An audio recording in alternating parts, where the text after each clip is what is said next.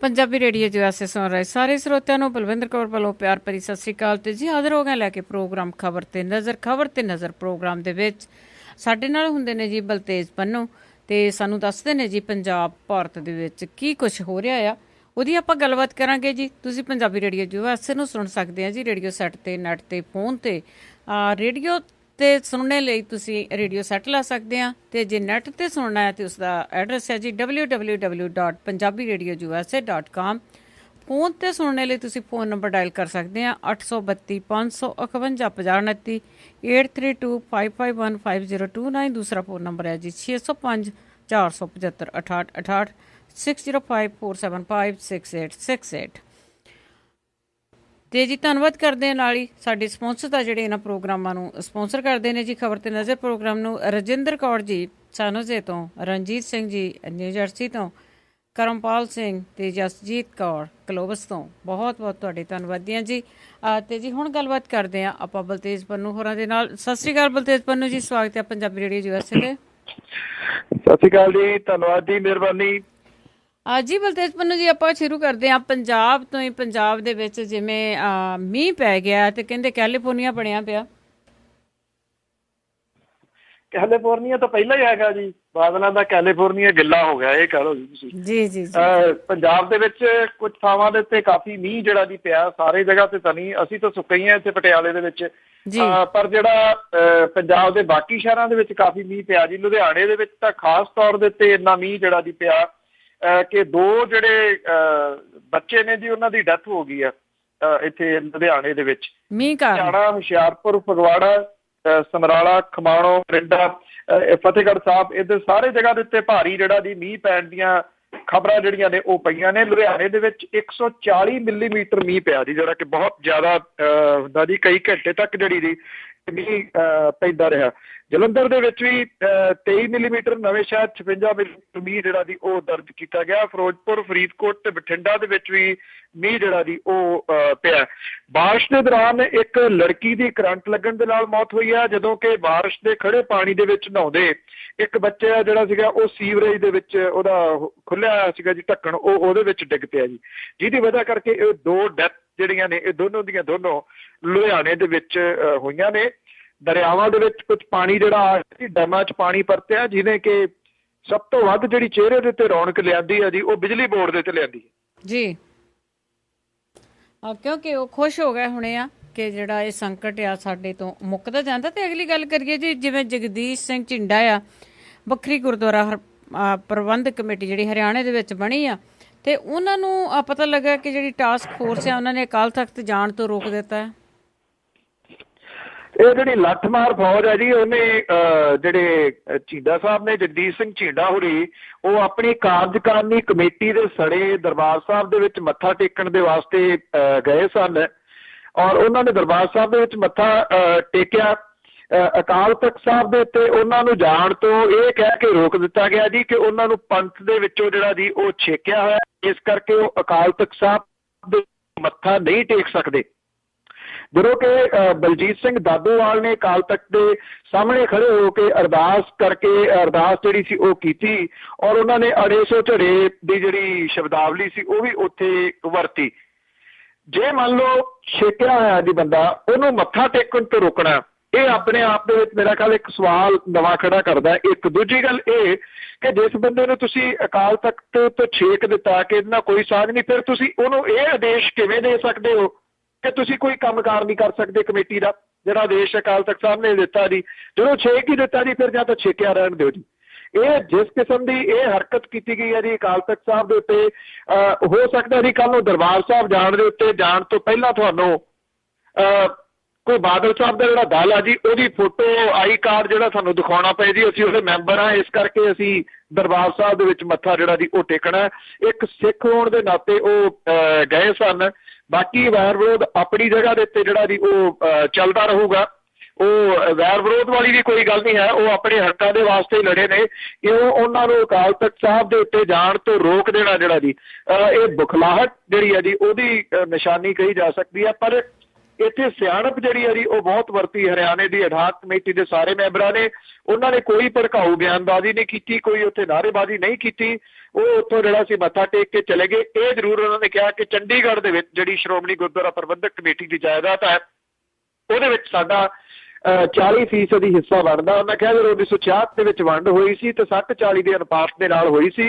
ਹਰਿਆਣਾ ਛੋਟਾ ਭਰਾ, ਪੰਜਾਬ ਵੱਡਾ ਭਰਾ, ਇਸ ਕਰਕੇ 40% ਜਿਹੜੀ ਜਾਇਦਾਦ ਹੈ ਉਹ ਹਰਿਆਣੇ ਦੇ ਗੁਰਦੁਆਰਿਆਂ ਦੇ ਨਾਮ ਦੇ ਉੱਤੇ ਕੀਤੀ ਜਾਵੇ, ਜਿੱਥੇ ਕਿ ਹੁਣ ਵੱਖਰੀ ਕਮੇਟੀ ਜਿਹੜੀ ਹੈ ਜੀ ਉਹ ਬਣ ਗਈ ਹੈ। ਜੀ ਪਰ ਜਦੋਂ ਆਪਣੇ ਜਥੇਦਾਰ ਸਾਹਿਬ ਨੇ ਉਹ ਇੱਕ ਕਹਿੰਦੇ ਹੁਕਮ ਹੀ ਸੁਣਾਇਆ ਸੀ ਸਾਰਿਆਂ ਨੂੰ ਕਿ ਆਪੋ ਆਪਣੀਆਂ ਜਿਹੜੀਆਂ ਮੀਟਿੰਗਾਂ ਰੱਦ ਕਰ ਦੇਵੋ, ਪਰ ਉਸ ਵੇਲੇ ਮੇਰੇ ਖਿਆਲ ਦੇ ਵਿੱਚ ਉਹ ਮੀਟਿੰਗ ਜਿਹੜੀ ਬੁਲਾਈ ਗਈ ਸੀਗੀ ਹਰਿਆਣੇ ਦੇ ਵਿੱਚ ਉਹ ਇਹਨਾਂ ਨੇ ਝਿੰਡਾ ਹੁਣਾਂ ਨੇ ਬੁਲਾਈ ਸੀ, ਜਿਹੜੀ 28 ਤਰੀਕ ਵਾਲੀ ਬਿਲਕੁਲ ਜੀ ਉਹ ਇਸ ਗਰੁੱਪ ਨੇ ਬਣਾਈ ਸੀਗੀ ਜੀ। ਔਰ ਉਹਨੂੰ ਆਦੇਸ਼ ਇੱਕ ਪਾਸੇ ਇਹ ਦਿੱਤਾ ਗਿਆ ਜੀ ਰੱਦ ਕਰ ਦਿਓ, ਉਹਨਾਂ ਨੇ ਰੱਦ ਵੀ ਜਿਹੜੀ ਸੀ ਕਰਤੀ। ਫਿਰ ਇਹ ਆਦੇਸ਼ ਕਿਉਂ ਉਹਨਾਂ ਤੱਕ ਦਿੱਤਾ ਗਿਆ ਜੀ ਜਦੋਂ ਅਕਾਲ ਤਖਤ 6 ਹੀ ਦਿੱਤੇ, ਫਿਰ ਆਦੇਸ਼ ਕਿਉਂ ਦੇ ਰਹੇ ਹੋ? ਹੁਣ ਤਾਂ ਉਹਨਾਂ ਦੇ ਮੱਥਾ ਟੇਕਣ ਤੇ ਵੀ ਮਨਾਹੀ ਆ। ਮੰਨ ਲਓ ਜੇ ਕੱਲ ਨੂੰ ਇਹਦਾ ਇੱਕ ਜਿਹੜਾ ਹੋਰ ਮੈਸੇਜ ਇਹ ਜਾਂਦਾ ਜੀ ਕਿ ਜੇ ਕੱਲ ਨੂੰ ਉਹ ਅਪਰੋਚ ਕਰਨ ਕਿ ਉਹ ਅਕਾਲ ਤਖਤ ਸਾਹਿਬ ਦੇ ਉੱਤੇ ਪੇਸ਼ ਹੋਣਾ ਚਾਹੁੰਦੇ ਨੇ ਤੇ ਸ਼ਾਇਦ ਹੋ ਸਕਦਾ ਉਹਨਾਂ ਨੂੰ ਪੇਸ਼ ਹੋਣ ਤੋਂ ਵੀ ਆਹ ਕੀਤੀ ਜਾਵੇ, ਨਹੀਂ ਤੁਸੀਂ ਛੇਕ ਦਿੱਤੇ ਤੇ ਛੇਕ ਦਿੱਤੇ। ਹੁਣ ਦੁਨੀਆ ਤੋਂ ਏਦਾਂ ਹੀ ਛੇਕੇ ਹੋਏ ਜਿਹੜੇ ਜੀ ਤੁਸੀਂ ਉਹ ਇਹ ਹਰਕਤ ਜਿਹੜੀ ਆ ਦੀ ਸ਼੍ਰੋਮਣੀ ਗੁਰਦੁਆਰਾ ਪ੍ਰਬੰਧਕ ਕਮੇਟੀ ਦੀ ਜਾਂ ਜਿਨ੍ਹਾਂ ਨੇ ਕਰਵਾਈ ਹੈ ਸਭ ਨੂੰ ਪਤਾ ਹੈ ਇਹ ਅਤ ਨਿੰਦਣਯੋਗ ਆ ਜੀ। ਮੇਰਾ ਖਿਆਲ ਜਿਹੜੀਆਂ ਸਿੱਖ ਜਥੇਬੰਦੀਆਂ ਬਾਹਰ ਨੇ ਜੀ ਗੁਰਦੁਆਰਾ ਕਮੇਟੀਆਂ ਨੇ ਇਸ ਮਾਮਲੇ ਦੇ ਉੱਤੇ ਤਾਂ ਕਮ ਸੇ ਕਮ ਜਿਹੜਾ ਵੱਡਾ ਰੋਸਾ ਹੈ ਇਹਨਾਂ ਦੀ ਉਹ ਲਿਖ ਕੇ ਜ਼ਾਹਰ ਕਰਨਾ ਚਾਹੀਦਾ ਸ਼੍ਰੋਮਣੀ ਗੁਰਦੁਆਰਾ ਪ੍ਰਬੰਧਕ ਕਮੇਟੀ ਦੇ ਪ੍ਰਧਾਨ ਨੂੰ ਕਿ ਇਉਂ ਰੋਕਣਾ ਜਿਹੜਾ ਦੀ ਉਹ ਕਿਸੇ ਵੀ ਤਰੀਕੇ ਨਾਲ ਉਹ ਜਾਇਜ਼ ਨਹੀਂ ਹੈ ਜੀ। ਜੀ ਬਿਲਕੁਲ ਜਿਹੜੀ ਬਣਦੀ ਗੱਲ ਉਹਦੇ ਤੇ ਕਰਨਾ ਚਾਹੀਦਾ। ਸਾਨੂੰ ਇੱਥੇ ਤੱਕ ਨਹੀਂ ਰਹਿਣਾ ਚਾਹੀਦਾ ਕਿ ਸਾਨੂੰ ਉੱਥੇ ਕੋਈ ਰੂਮ ਮਿਲੂਗਾ ਜਾਂ ਸਾਨੂੰ ਉੱਥੇ ਸਿਰੋਂ ਪਾਓ ਸਪੈਸ਼ਲ ਮਿਲੂਗਾ, ਤੇ ਇਹ ਸਾਰਿਆਂ ਦੇ ਲਈ ਹੈਗੇ ਆ। ਤੇ ਅੱਗੇ ਗੱਲ ਕਰਦੇ ਜੀ ਸਹਾਰਨਪੁਰ ਦੀ, ਉੱਥੇ ਦੇ ਹਾਲਾਤ ਇਸ ਵੇਲੇ ਕਿਸ ਤਰ੍ਹਾਂ ਨੇ? ਸਹਾਰਨਪੁਰ ਦੇ ਵਿੱਚ ਜਿਹੜੀ ਕਰਫਿਊ ਦੀ ਜਦੋਂ ਛੋਟ ਜਿਹੜੀ ਆ ਉਹ ਦਿੱਤੀ ਗਈ ਹੈ ਜੀ ਉਦੋਂ ਹਾਲਾਤ ਠੀਕ ਰਹੇ, ਪਰ ਉੱਥੇ ਇਹ ਹੈ ਜੀ ਕਿ ਪੈਰਾਮਿਲਟਰੀ ਜਿਹੜੀਆਂ ਨੇ ਪੁਲਿਸ ਜਿਹੜੀ ਆ ਉਹ ਇੰਨੀ ਲੱਗੀ ਹੋਈ ਆ ਜੀ ਬਹੁਤ ਵੱਡੀ ਗਿਣਤੀ ਦੇ ਵਿੱਚ।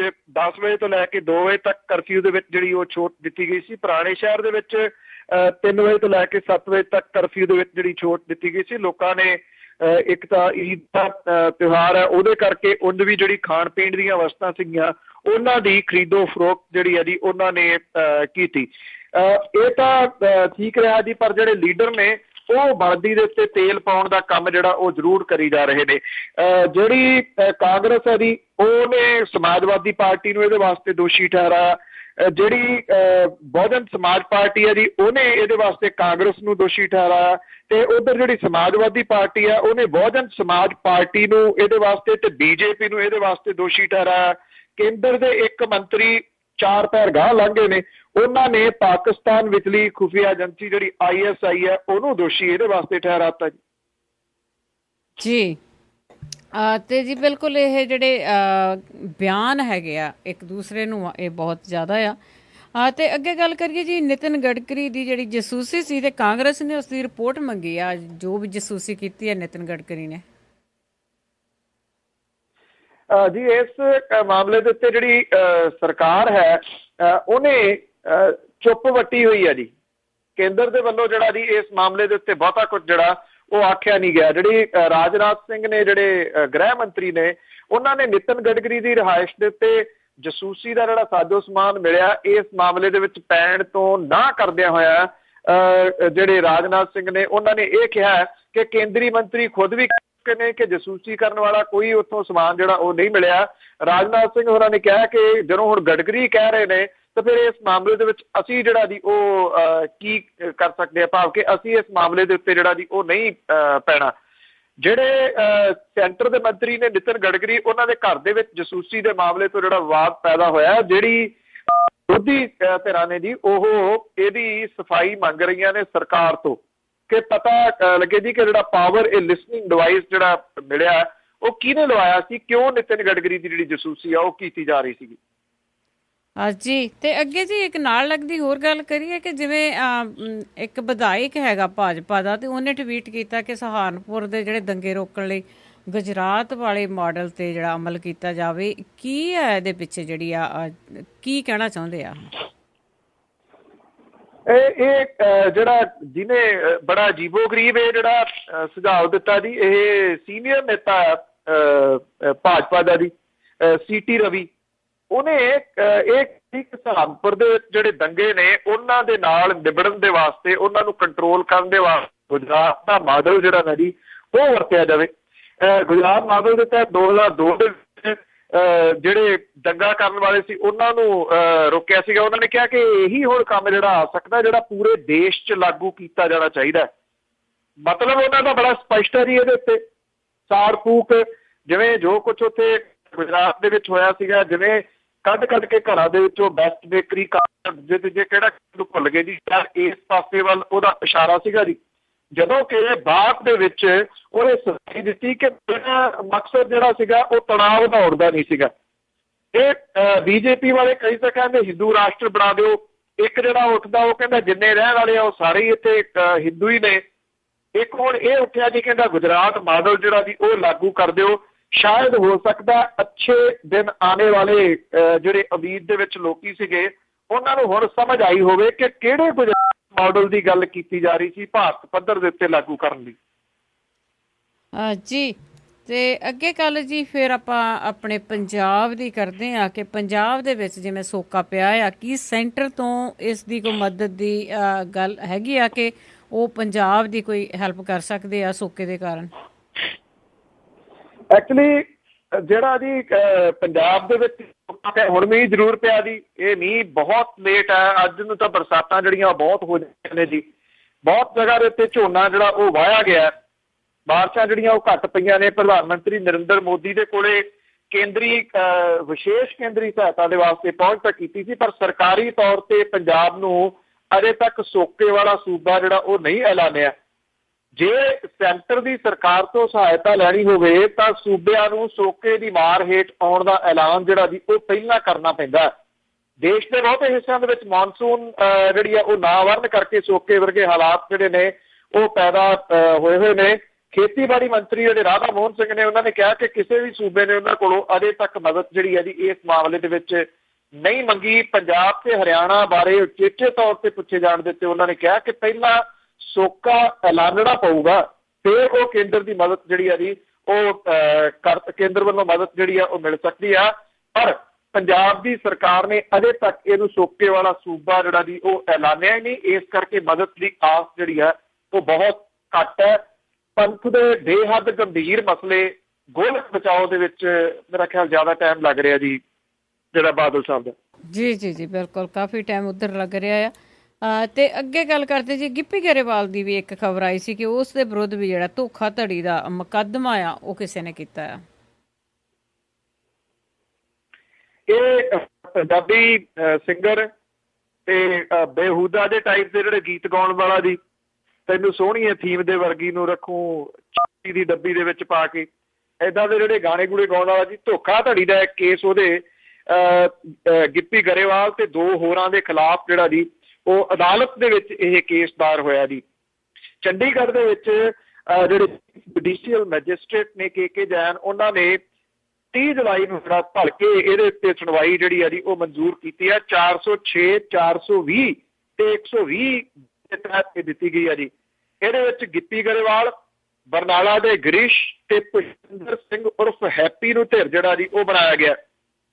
ਸ਼ਿਕਾਇਤ ਦੇ ਵਿੱਚ ਹੈਪੀ ਨੂੰ ਗਿੱਪੀ ਦਾ ਭਰਾ ਤੇ ਗਿਰੀਸ਼ ਨੂੰ ਮੈਨੇਜਰ ਜਿਹੜਾ ਜੀ ਉਹ ਦੱਸਿਆ ਗਿਆ। ਹੈਪੀ ਜਿਹੜਾ ਜੀ ਇਹ ਗਿੱਪੀ ਗਰੇਵਾਲ ਦਾ ਭਰਾ ਹੈ ਔਰ ਸ਼ਿਕਾਇਤ ਜਿਹੜੀ ਹੈ ਜੀ ਅਮਨ ਐਡਵਰਟਾਈਜ਼ਮੈਂਟ ਪ੍ਰਾਈਵੇਟ ਲਿਮਟਿਡ ਚੰਡੀਗੜ੍ਹ ਦੇ ਭਾਈਵਾਲ ਰਮਨ ਅਗਰਵਾਲ ਵੱਲੋਂ ਜੀ ਉਹ ਦਾਇਰ ਕੀਤੀ ਗਈ। ਸ਼ਿਕਾਇਤਕਰਤਾ ਦੇ ਵੱਲੋਂ ਪੈਸੇ ਦੀ ਉਗਰਾਹੀ ਦੇ ਵਾਸਤੇ ਨੈਗੋਸ਼ੀਏਸ਼ਨ ਜਿਹੜੀ ਇੰਸਟਰੂਮੈਂਟ ਦੀ ਧਾਰਾ 136 ਦੇ ਤਹਿਤ ਵੱਖਰਾ ਕੇਸ ਜਿਹੜਾ ਜੀ ਉਹ ਵੀ ਇਸ ਦੇ ਉੱਤੇ ਜਿਹੜਾ ਉਹ ਪਾਇਆ ਗਿਆ। ਇਹਦੀ ਸੁਣਵਾਈ ਜਿਵੇਂ ਮੈਂ ਤੁਹਾਨੂੰ ਦੱਸਿਆ ਕਿ ਕੱਲ ਨੂੰ ਜਿਹੜੀ ਚੰਡੀਗੜ੍ਹ ਦੀ ਅਦਾਲਤ ਹੈ ਉਹਦੇ ਵਿੱਚ ਹੋਊਗੀ ਜੀ। ਬਾਕੀ ਦੇਖਦੇ ਹਾਂ ਜੀ ਇਹਦੇ 'ਚ ਕੀ ਇਹਦੇ ਦੱਸਿਆ ਇਹ ਗਿਆ ਜੀ ਕਿ ਗਿੱਪੀ ਤੇ ਉਹਦੇ ਸਾਥੀਆਂ ਦੇ ਵੱਲੋਂ ਕੰਪਨੀ ਨੂੰ ਜੱਟ ਜੇਮਸ ਬਾਂਡ ਦੀ ਇਸ਼ਤਿਹਾਰਬਾਜ਼ੀ ਵਾਸਤੇ 5 ਲੱਖ ਰੁਪਏ ਦਾ ਚੈੱਕ ਦਿੱਤਾ ਗਿਆ ਸੀਗਾ, ਜਿਹੜਾ ਕਿ 2 ਵਾਰੀ ਬੈਂਕ ਤੋਂ ਬਰੰਗ ਮੁੜ ਆਇਆ ਜੀ। ਤੇ ਇਸ ਕਰਕੇ ਸ਼ਿਕਾਇਤਕਰਤਾ ਜਿਹੜੇ ਨੇ ਜੀ ਉਹਨਾਂ ਨੇ ਧੋਖਾਧੜੀ ਦਾ ਕੇਸ ਜਿਹੜਾ ਜੀ ਉਹ ਇਹਦੇ ਉੱਤੇ ਕੀਤਾ ਹੈ। ਜਿਹੜਾ ਚੈੱਕ ਬਾਉਂਸ ਹੋਣਾ ਵਿਦੇਸ਼ਾਂ ਦੇ ਵਿੱਚ ਇਹਨੂੰ ਬਹੁਤਾ ਜ਼ਿਆਦਾ ਸੀਰੀਅਸ ਨਹੀਂ ਲਿਆ ਜਾਂਦਾ ਜੀ। ਇੱਥੇ ਜਿਹੜਾ ਚੈੱਕ ਬਾਉਂਸ ਹੋਣਾ ਭਾਰਤ ਦੇ ਵਿੱਚ ਹੈ ਉਹ ਬਹੁਤ ਵੱਡਾ ਕ੍ਰਾਈਮ ਹੈ, ਔਰ ਅਦਾਲਤਾਂ ਜਿਹੜੀਆਂ ਨੇ ਇਸ ਮਾਮਲੇ 'ਚ ਛਾਪੀਆਂ ਨੇ ਜੀ। ਜੀ ਜੀ ਬਿਲਕੁਲ। ਤੇ ਹੋ ਸਕਦਾ ਜੀ ਕੋਈ ਨਾ ਕੋਈ ਇਸ ਤੇ ਜਿਹੜਾ ਉਹ ਐਕਸ਼ਨ ਲਊਗਾ। ਤੇ ਅਗਲੀ ਗੱਲ ਕਰਦੇ ਜੀ, ਘੱਗਰ ਦੇ ਜਿਹੜੀ ਘੱਗਰ ਦੇ ਉੱਤੇ ਜਿਹੜੇ ਕਰੋੜਾਂ ਰੁਪਏ ਖਰਚ ਕੇ ਵੀ ਜਿਹੜਾ ਪੋਲਿਊਸ਼ਨ ਆ ਉਹ ਉਸੇ ਦੇ ਉਸੇ ਤਰ੍ਹਾਂ ਕਿਉਂ?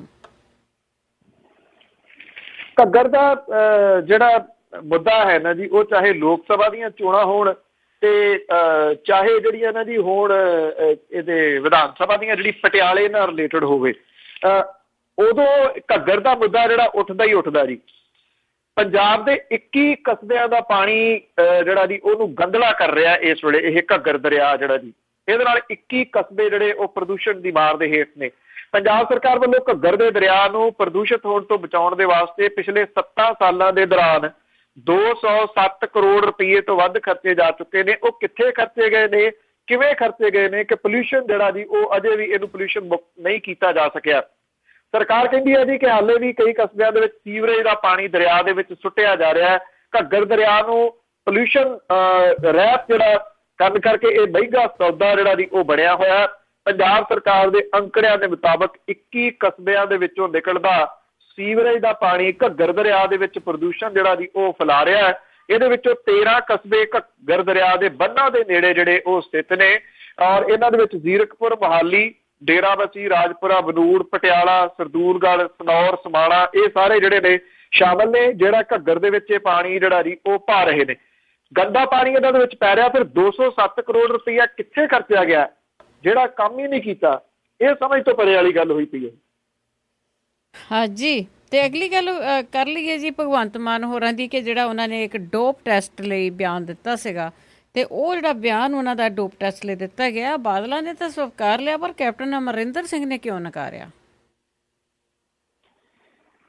ਭਗਵੰਤ ਮਾਨ ਹੋਰਾਂ ਨੇ ਐਕਚੁਅਲੀ ਜਿਹੜਾ ਡੋਪ ਟੈਸਟ ਦੀ ਗੱਲ ਕੀਤੀ ਆ, ਉਹਦੇ ਵਿੱਚ ਉਹਨਾਂ ਨੇ ਕਿਹਾ ਕਿ ਮੇਰੇ ਤੋਂ ਸ਼ੁਰੂ ਕਰ ਲਓ, ਤੇ ਉਸ ਤੋਂ ਬਾਅਦ ਇਹਦੇ ਵਿੱਚ ਸੁਖਬੀਰ ਸਿੰਘ ਬਾਦਲ, ਬਿਕਰਮ ਸਿੰਘ ਮਜੀਠੀਆ, ਅਮਰਪਾਲ ਬੋਨੀ, ਜਿਹੜੇ ਨੇ ਰਤਨ ਸਿੰਘ ਅਜਨਾਲਾ, ਔਰ ਨਾਲ ਦੀ ਨਾਲ ਜਿਹੜੇ ਇਹਨਾਂ ਵਰਗੇ ਹੋਰ ਨੇ ਜੀ, ਉਹਦੇ ਵਿੱਚ ਪ੍ਰਤਾਪ ਸਿੰਘ ਬਾਜਵਾ, ਕੈਪਟਨ ਅਮਰਿੰਦਰ ਸਿੰਘ ਉਹਨਾਂ ਦਾ ਨਾਮ ਵੀ ਉਹਨਾਂ ਨੇ ਲਿਆ ਜੀ। ਤੇ ਇਹਨਾਂ ਸਾਰਿਆਂ ਦੇ ਜਿਹੜੇ ਡੋਪ ਟੈਸਟ ਨੇ ਉਹ ਕਰਵਾਏ ਜਾਣ, ਫਿਰ ਅਸਲੀਅਤ ਜਿਹੜੀ ਆ ਉਹ ਸਾਹਮਣੇ ਆ ਜਾਊਗੀ। ਇਹ ਮਾਮਲਾ ਜਿਹੜਾ ਐਕਚੁਅਲੀ ਭਖਿਆ ਹੋਇਆ, ਜਿਹੜਾ ਇੱਥੇ PTC ਦੇ ਉੱਤੇ ਲਗਾਤਾਰ ਜਿਹੜੀ ਇੱਕ ਨਿਊਜ਼ ਚਲਾਈ ਗਈ ਕਿ ਭਗਵੰਤ ਮਾਨ ਹੋਰਾਂ ਨੇ ਸ਼ਰਾਬ ਜਿਹੜੀ ਸੀ ਉਹ ਪੀਤੀ ਹੋਈ ਸੀ ਤਲਵੰਡੀ ਸਾਬੋ ਜਦੋਂ ਮੱਥਾ ਟੇਕਣ ਦੇ ਵਾਸਤੇ ਗਏ ਨੇ। ਉਹ ਵੀ ਇੱਕ ਪੱਤਰਕਾਰ ਨੇ ਕਹਿ ਦਿੱਤਾ ਸੀਗਾ ਕਿ ਸ਼ਰਾਬ ਪੀਤੀ ਹੋਈ ਹੈ, ਜਦੋਂ ਕਿ ਇਹਦਾ ਕੋਈ ਮੈਡੀਕਲ ਪ੍ਰੂਫ ਨਹੀਂ ਹੈ। ਕੋਈ ਕਿਸੇ ਜਗ੍ਹਾ ਦੇ ਉੱਤੇ ਇਹ ਨਹੀਂ ਕਿਹਾ ਗਿਆ ਕਿ ਉਹਨੇ ਸ਼ਰਾਬ ਜਿਹੜੀ ਪੀਤੀ ਹੋਈ ਹੈ। ਔਰ ਇਹਦੇ ਤੋਂ ਬਾਅਦ ਉਹਨਾਂ ਨੇ ਇਹ ਜਿਹੜਾ ਚੈਲੰਜ ਕੀਤਾ ਹੈ। ਪ੍ਰਤਾਪ ਸਿੰਘ ਬਾਜਵਾ ਉਹਨਾਂ ਦਾ ਬਿਆਨ ਆ ਗਿਆ ਜੀ ਕਿ ਮੈਨੂੰ ਇਹ ਚੈਲੰਜ ਮਨਜ਼ੂਰ ਆ, ਮੇਰਾ ਡੋਪ ਟੈਸਟ ਕਰਵਾ ਲਓ। ਜਦੋਂ ਕੈਪਟਨ ਅਮਰਿੰਦਰ ਸਿੰਘ ਉਹਨਾਂ ਨੂੰ ਪੁੱਛਿਆ ਗਿਆ ਕਿ ਭਗਵੰਤ ਮਾਨ ਉਹਨਾਂ ਨੇ ਆਹ ਕਿਹਾ, ਉਹਦੇ ਤੁਹਾਡਾ ਵੀ ਨਾਂ ਆ, ਤਾਂ ਉਹ ਹੱਸ ਕੇ ਜਿਹੜਾ ਜੀ ਉਹ ਚਲੇ ਗਏ। ਉਹਨਾਂ ਨੇ ਇਹਦੇ ਉੱਤੇ ਕੋਈ ਜਵਾਬ ਨਹੀਂ ਦਿੱਤਾ। ਜਿਹਨੇ ਅਕਾਲੀਆਂ ਦੇ ਵਾਸਤੇ ਕਿਹਾ ਭਗਵੰਤ ਮਾਨ ਹੋਰਾਂ ਨੇ, ਉਹਨਾਂ ਦਾ ਕਿਸੇ ਦਾ ਕੋਈ ਜਵਾਬ ਨਹੀਂ ਆਇਆ ਜੀ ਅਜੇ ਤੱਕ ਕਿ ਉਹ ਕੀ ਸੋਚਦੇ ਨੇ ਇਹਦੇ ਉੱਤੇ ਜੀ।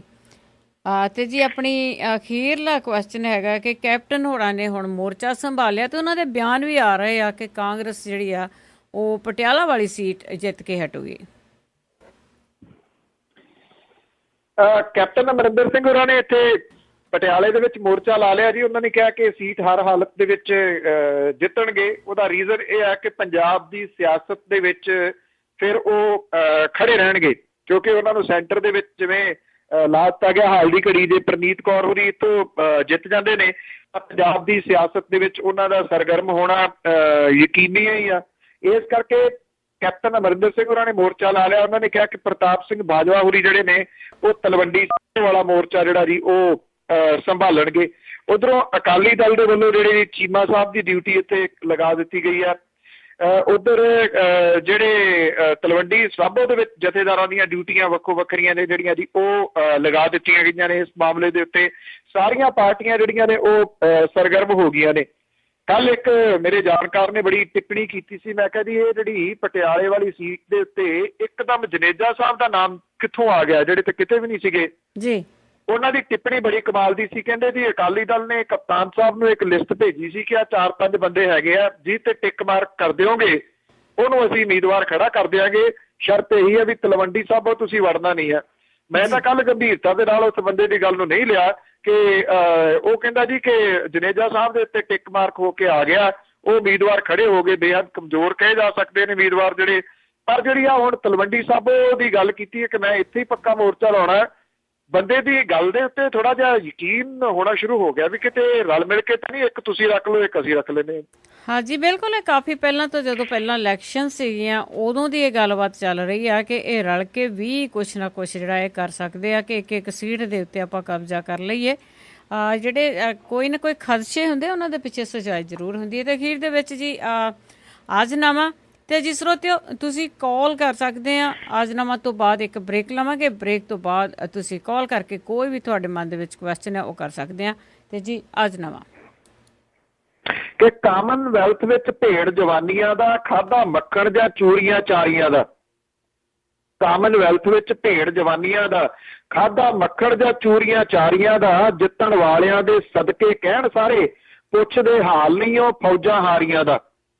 ਤਮਗੇ ਜਾਂਦੇ ਹਨ ਜਿੱਤੇ ਤਾਂ ਬਹੁਤ ਚੰਗਾ, ਜੇ ਨਾ ਆਏ ਤਾਂ ਨੁਕਸ ਖਿਡਾਰੀਆਂ ਦਾ। ਗਿਣਤੀ ਉੱਥੇ ਨਹੀਂ ਖਾਸ ਖਿਡਾਰੀਆਂ ਦੀ, ਤਕੜਾ ਜੱਥਾ ਹੈ ਨਾਲ ਅਧਿਕਾਰੀਆਂ ਦਾ। ਲੜਨ ਫੌਜਾਂ ਜਰਨੈਲਾਂ ਦਾ ਟੌਰ ਫੋਕਾ, ਬਹੁਤ ਚਿਰਾਂ ਤੋਂ ਇਹੋ ਹੈ ਹੋਈ ਜਾਂਦਾ।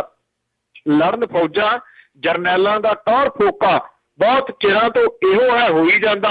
ਸਾਡਾ ਮੁਲਕ ਹੈ ਬਹੁਤ ਮਹਾਨ ਭਾਰਤ, ਭਾਰ ਪੱਥਰਾਂ ਜਿਹੜਾ ਢੋਈ ਜਾਂਦਾ। ਜੀ ਬਹੁਤ ਬਹੁਤ ਧੰਨਵਾਦ ਬਲਤੇਜ ਪੰਨੂ ਜੀ, ਬਹੁਤ ਬਹੁਤ ਥੈਂਕ ਯੂ ਜੀ। ਧੰਨਵਾਦ ਜੀ, ਸਤਿ ਸ਼੍ਰੀ ਅਕਾਲ। ਸਤਿ ਸ਼੍ਰੀ ਅਕਾਲ ਜੀ।